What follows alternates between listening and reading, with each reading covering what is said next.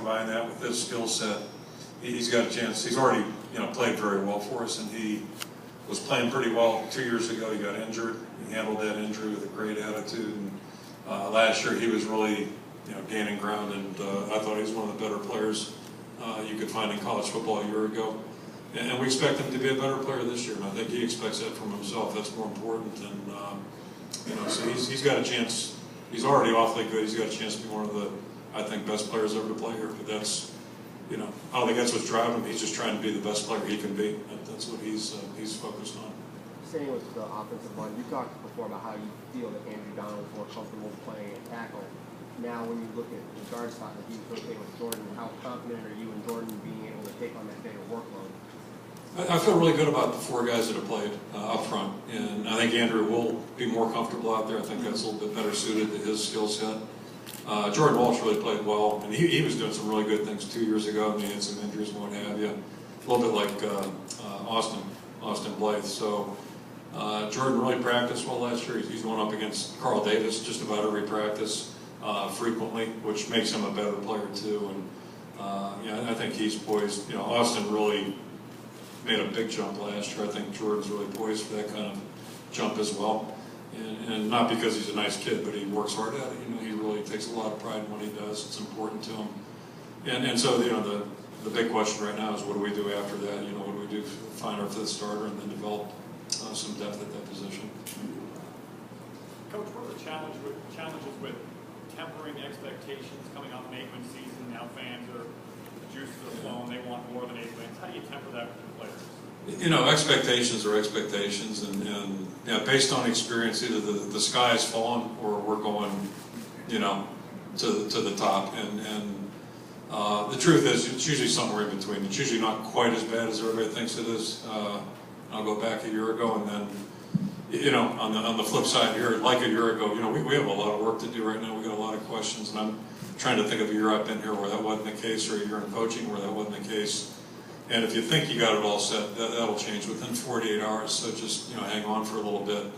So all that stuff is talk, and it's kind of like the last 8 days. There's been an awful lot of talk.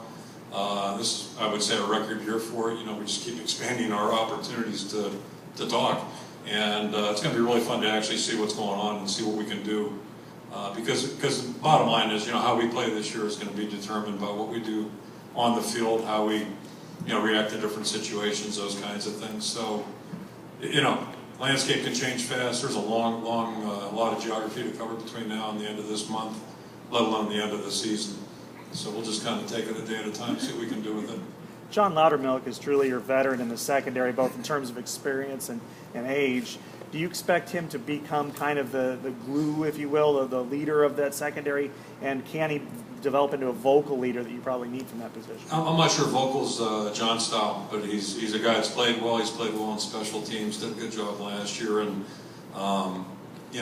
so we're really counting on him. And players have to do things within their own personality.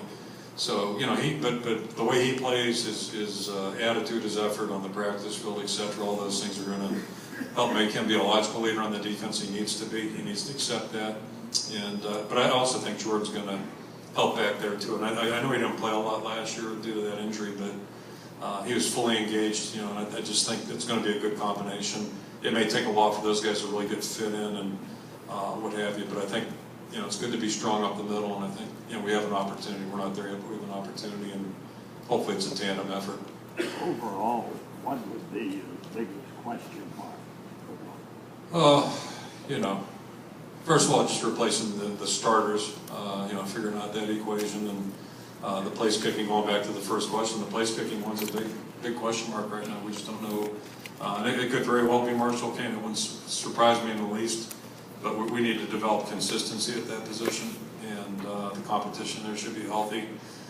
But all those positions are critical, and then just to see how the team really continues to come together and grow, how we handle the ups and downs, all those kinds of things that are part of the season, part of the preseason. Coach, what did you take away from Big Ten Media Day with Rutgers and Maryland? And what do you think about their programs and about them coming into the Big Ten? expansion's just kind of been part of our lives for a while now. If it hasn't been discussed, then actually expansion's been going on.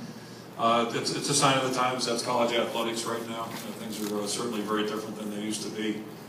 And I, quite frankly, I haven't thought a lot about it until it's funny. I was spending a day in Des Moines June 4th and talked to several people, and I've talked to several people since then that have marked on their calendar the Maryland trip. And it's kind of curious to me, you know, and what I learned was that, you know, this is a historic thing. So I think that's why the people are focused on it, the fans that are traveling out there. A nice chance to dovetail with the, you know, unique part of the country, Washington, D.C. being right there, and Ravens happen to be playing on Sunday, I guess, right after as well. So, but the bottom line is it is different. You know, it's kind of strange. I don't think we go to Rutgers here for, seems like a decade, but anyway, that part you got to navigate. But it's going to be a new chapter. I'm really enthused about the East-West part of things. I think that makes an awful lot of sense. I hope our fans are enthused. I think that's a good thing too. And you know, so we have great leadership in the conference, but it's a historic period certainly. But at the end of the day, what it boils down to us is, you know, we're going to play 12 games. That's one thing we're guaranteed. And no matter who they are, we got to try to be at our best in all 12.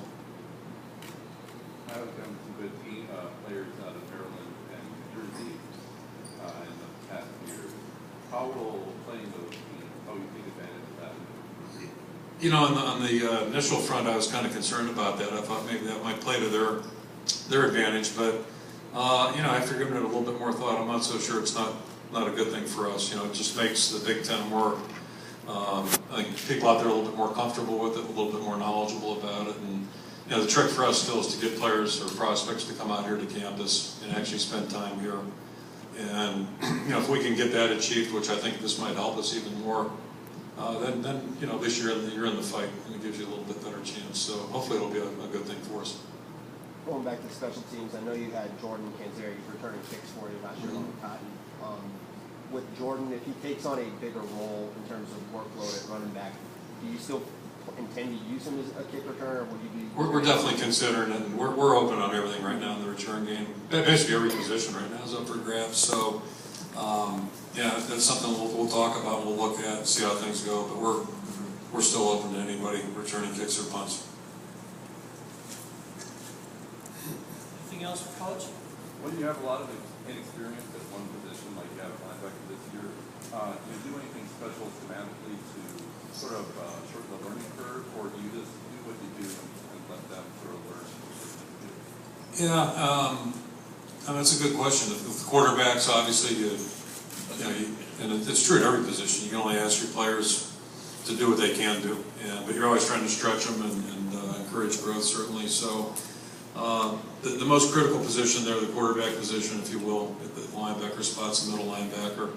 You know, Quentin's been functioning. I don't think that's going to be an issue for him at all, and it's a little bit like a center or a free safety making calls. So I don't think that's going to be an issue, but if it is, we'll, because you don't want to beat yourself before the ball snap, that's for sure, and it all starts there.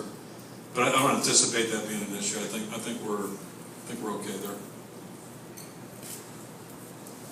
Okay, thank you. Thanks, Coach.